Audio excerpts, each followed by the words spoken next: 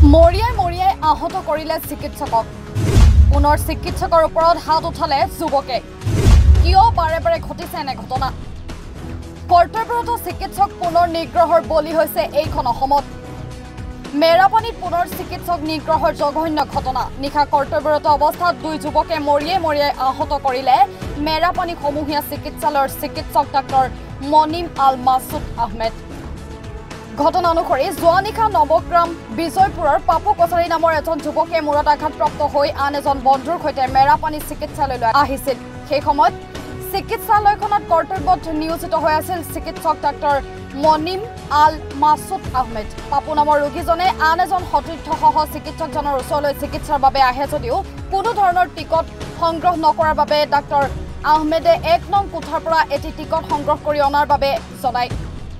ইয়াৰ বিপৰীতে দুই যুৱকক চিকিৎসকজনে 1 নং কোঠালৈ চিকিৎসাৰ বাবে প্ৰেৰণ কৰা বুলি যায় কিন্তু সেই সময়ত টিকট প্ৰদান কৰা ব্যক্তিজন কিবা কাৰণত বাহিৰলৈ যোৱাৰ বাবে তেওঁ নাপাই খঙত অগ্নিশৰ্মা হৈ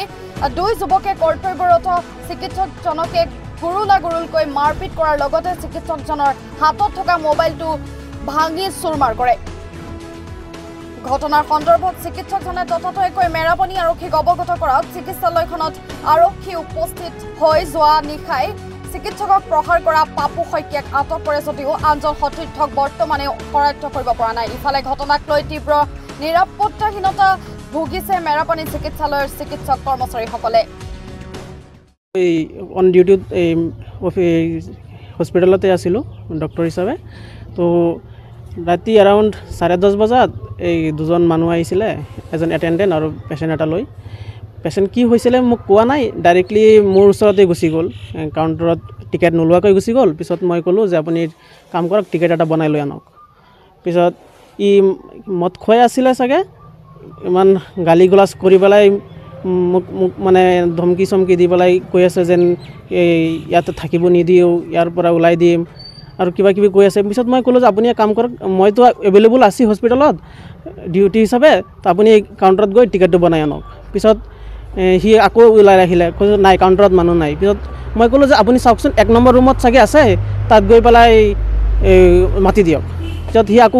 গৈ পেলাই নাপাই পেলাই আহি পেলাই মোৰ লগত ইমান গালি গোলাজ পাৰিছে বদমাচি কৰিছে আৰু মোক বুকুত ধৰিছে মই মোবাইলটো ওলাওঁতে মোৰ মোবাইলটো এবাৰ লৈ পেলাই ৱালত মাৰি দিলে মোবাইলটো ভাঙি দিলে পিছত আকৌ মোবাইলটো ইমান ভাঙা নাছিলে পিছত মই মোবাইলটো আকৌ পকেটত ভৰাই দিলোঁ পিছত এই নাৰ্ছ বাইদেৱে তাক টিকেট এটা দিছে নাৰ্ছ বাইদেৱে টিকেট এটা দিয়াৰ পিছত সি আকৌ লৈ আহিল মোক মানে কৈ আছে যেন মোক দেখি ল'ব কি কৰিব আৰু পিছত মই ভিতৰত সোমাই গৈছোঁ ভয়তে সোমাই যোৱাত সিহঁত ভিতৰত সোমাই গৈ পেলাই মোৰ পকেটৰ পৰা মোবাইল ওলাব লৈ পেলাই মোক ওপৰৰ পৰা ভাঙি পেলাই হেঁচি দিছে থেমেকি দিলে মই দুটা ভৰিতে আঁঠুতে দুখ পাইছোঁ এটাত ফুলি গৈছে আৰু এটাত ব্ৰুচ ইঞ্জুৰি হৈছে কেইজন ব্যক্তি আছিলে দুজন ব্যক্তি আছিলে ঘটনা সন্দৰ্ভত কিবা এফআইআৰ দিছিল এজনে বুকুত ধৰি পেলাই মোৰ শ্বাৰ্টটো ছিঙি দিছে আৰু এজনে মোক মানে ধৰি লৈছিলে পিছত আকৌ মই সেইটো সময়ত মোৰ মোবাইলটো নাৰ্ছ বাইদেউক দিয়াৰ সময়ত তাৰ নাৰ্ছ বাইদেউৰ পৰা মোবাইলটো কাঢ়ি লৈ পেলাই থেমেকি মানে ভাঙি পেলালে একদম মানে গুড়া কৰি পেলালে আৰু মোবাইলটো মানে জ্বলি গ'ল একদম জ্বলাত মোৰ হাতটো ইয়াতে এইটো হেৰি হৈ গৈছে আপোনাক মাৰপিট কৰিছে মুখতে মাৰিব লৈছিলে মই হাতেৰে হেৰি কৰিছোঁ ছেফটি এই ঘটনা সন্দৰ্ভত এফআইআৰ দিছে নেকি আপুনি নাই দিয়া এতিয়া আৰক্ষীয়ে কিবা ব্যৱস্থা লৈছেনে ল'ব বুলি কৈছে তেতিয়া জানো কি কৰে এবাৰ কাৰোবাক ধৰিছে নেকি আটক কৰিছে বুলি শুনিছোঁ এই ছাৰক মানে প্ৰথমতে চিধা আহি গ'ল তাৰমানে কাউণ্টাৰত নোসোমাই টিকেট কাউণ্টাৰত নোসোমাই ছাৰ ওচৰলৈ গুচি গ'ল ছাৰে ক'লে যে ছাৰ ইতিমধ্যে ছাৰ অন ডিউটিতে আছে টেবুলতে আছে তাৰমানে ছাৰক গৈ ক'লে যে মোক ট্ৰিটমেণ্ট ল'ব লাগিছে তাৰপৰা ছাৰে ক'লে যে টিকেট এটা লৈ আহ মই সেইটো সময়ত বাহিৰত আছিলোঁ মানে তাৰপৰা সিহঁতি কৈছে মানুহ নাই তো ছাৰে ক'লে 1 নম্বৰ ৰুমত আছে মাত তাৰপৰা 1 নম্বৰ আহি নাপালে তো চিষ্টাৰে আহি টিকেটটো দি দিলে আমাৰ দেৰি হ'লে মানে চবে কিবা কিবি দি দিয়ে মানে দেৰি নকৰে তো দি দিয়াৰ পিছত ছাৰক মানে উভতি গৈ ধৰিছে কেলৈ মানে মোক তাত ডাক্তৰ আছে বুলি কৈছে সেইটো ডাক্তৰ আছে বুলি কোৱা নাই মোকহে বিচাৰিবলৈ কৈছিলে আপোনাৰ ছাৰে সিহঁতি উল্টাটো বুজিলে বুজি সিহঁতি গোটেই হুলস্থুল লগাই ছাৰক মানে উঠাই মানে দুজনে দুইফাল ধৰিছে ঠেকেচি দিছে ভৰিত দুটা আঁঠুতে দুখ পাইছে তাৰপৰা হাততো দুখ পাইছে তাৰ মোবাইলটো ছাৰে মানে লৈ আছিলে সি মোবাইলটো মানে ভিডিঅ' কৰিছে বুলি ভাবি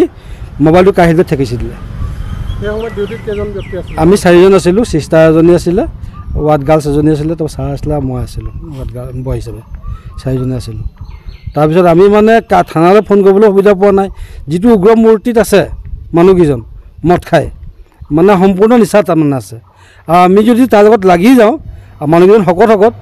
আৰু এনেও মোৰ দুখ পোৱা আছে হাতত, সিহঁতি মোক মানে গটাও মাৰি দিয়ে, মই হাতৰ দুখ পাই যাম, সেইটো মই চাবলগীয়া হৈছে। শেষত মানে সিহঁতি আমাৰ যিটো বৰ্ড আছে দিখা বৰ্ড, সেইটোকে উঠাই লৈ গৈছে ছাৰক মাৰিবৰ কাৰণে। তো মই সেইটো গৈ ফুচলাই মেলি এই বৰ্ডটো দিয়কচোন দিয়ক, এই বৰ্ডটোৱে কাজিয়া লগা নাই নহয়, তেনেকৈ কৈ লৈ আহিছোঁ মানে সেইটো। মই এইটো মানে সিহঁতক উচিত বিচাৰ কৰিবলৈ দিছোঁ তাৰমানে এইটো, কাৰণ এই হস্পিটেলটো আমাৰ কৰ্মচাৰীবিলাকৰ নহয়, ৰাইজৰ কাৰণে। এতিয়া ছাৰ কালি ৰাতি নাই ইয়াত, ডক্টৰ ছাৰ গুচি গ'ল দুখ পাই। ৰাতি আৰু পেচেণ্ট আহিছে, বমি পেট বিষ পেচেণ্ট আহিছে, সিহঁতক আনি বুজাই মেলি তাৰমানে গোলাঘাটলৈ আমি পঠিয়াই দিছোঁ, তেনেকৈ কৰিবলগীয়া হৈছে। যদি আমাৰ কৰ্মচাৰীৰ কাৰণে আমাৰ হস্পিটেলটো নহয়, ৰাইজৰ কাৰণে, ৰাইজে যদি আমাক ইমানখিনি হাৰাশাস্তি কৰে, আমি কৰ্মচাৰীখিনি কি কৰিম? গতিকে আমাকো এটা চৰকাৰে মানে ব্যৱস্থা কৰি দিব লাগিব যে আমাৰ চিকিৎসা দিবৰ কাৰণে। নিউজ ডেস্ক, দি কাষ্টডিয়ান প্লাছ।